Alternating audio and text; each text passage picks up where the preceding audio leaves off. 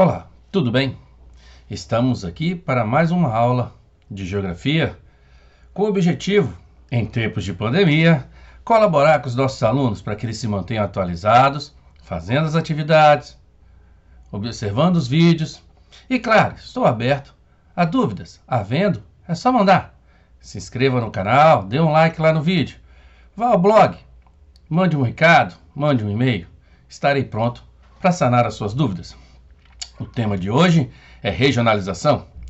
Afinal de contas, dividir sempre colabora para melhorar os estudos e conhecer melhor os dados.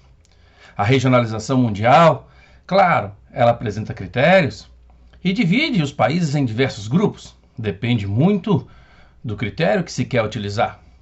Nosso planeta apresenta uma grande diversidade, seja ela humana, econômica, cultural, ambiental, religiosa, social, entre tantas outras que poderíamos aqui citar. Portanto, é necessário que se faça o agrupamento de países, por exemplo, aqueles que estão todos sob a influência do clima tropical, os chamados países tropicais. Também podem ser divididos e agrupados dos países que falam a mesma língua, no nosso caso, os países de língua portuguesa, né? Brasil, Portugal, alguns países africanos.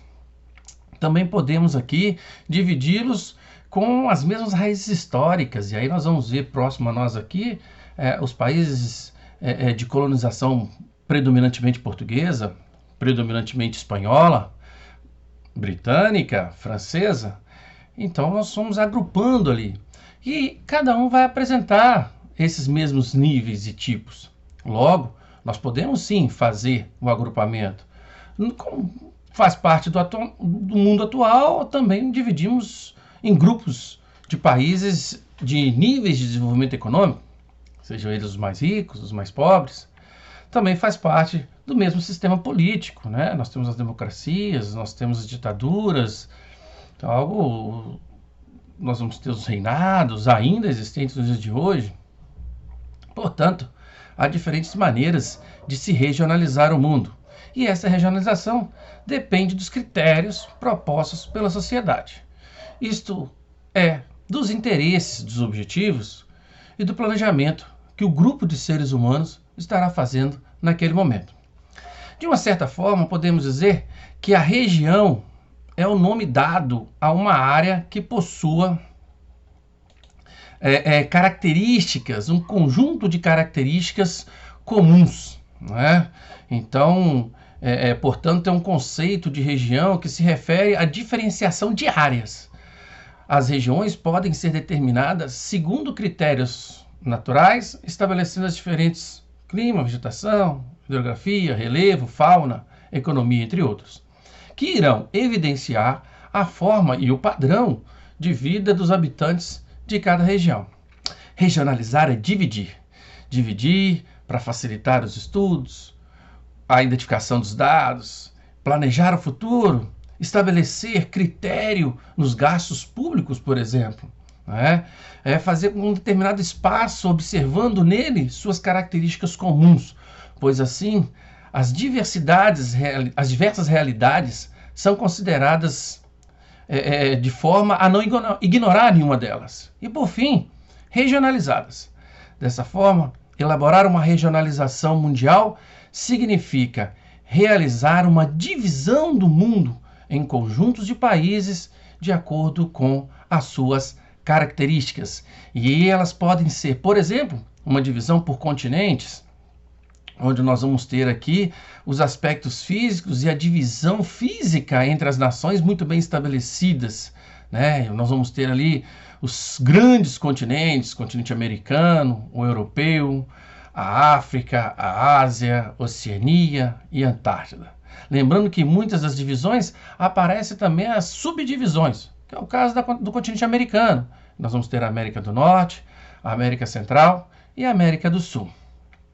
Temos ainda uma divisão histórico-geográfica, né? Nessa divisão, nós vamos observar a existência dos diversos mundos. O velho mundo, predominantemente conquistador, onde você tinha o domínio da Europa sobre a Ásia e sobre a África. Com o advento das grandes navegações, surgiu, então, por volta do século XVI, o Novo Mundo. Nós tivemos grandes descobertas, a ocupação da América, e essa área ficou conhecida como Novo Mundo. E, por fim, Novíssimo Mundo, que é a região da Austrália e Nova Zelândia. Nós também temos essa observação. Também temos a divisão por sistemas político-econômicos. Então, nós vamos lembrar aqui que essa é uma divisão muito utilizada durante o período da Guerra Fria. Esse período que nós tivemos um mundo bipolarizado entre Estados Unidos, com sua ideologia predominantemente capitalista, e, do outro lado, a antiga União Soviética e sua ideologia predominantemente socialista. Em ambos os casos, não há purismo em nenhuma dessas teorias, mas, com certeza, cada um influenciou uma parte do planeta sobre suas ideias. Também temos a divisão por nível de desenvolvimento econômico. E aí nós vamos observar, por exemplo, dividir duas formas. Entre países do Norte e países do Sul, que tradicionalmente são chamados países do Norte desenvolvidos, o que não é verdade. Há muitos países no Norte que têm uma economia muito menor do que muitos países do Sul. E os países do Sul são tidos como economias mais frágeis, países mais pobres. Temos ainda quando você tem os blocos econômicos, não podemos deixar de dizer isso. Você tem Mercosul, você tem União Europeia, a ALCA.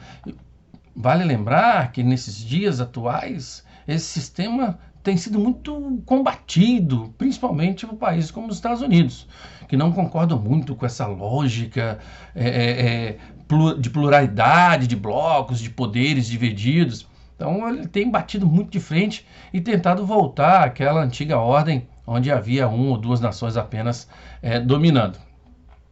E por fim, a antiga divisão, pouco estudada hoje em dia, onde se divide países de primeiro, segundo e terceiro mundo, que era uma divisão para o sistema político e econômico, e divisão onde você tinha ali a existência de um segundo mundo que não existe mais, também típico lá do período de Guerra Fria. Portanto, essas divisões elas facilitam, colaboram para que a gente possa compreender o mundo melhor. Escolha a sua. Como você poderia ver esse mundo através da ótica dessa divisão? Foi um prazer. Próxima aula, a gente vai estar detalhando um pouco mais de cada uma dessas divisões. Até lá, não se esqueça, dê um like, se inscreva no canal. Até mais.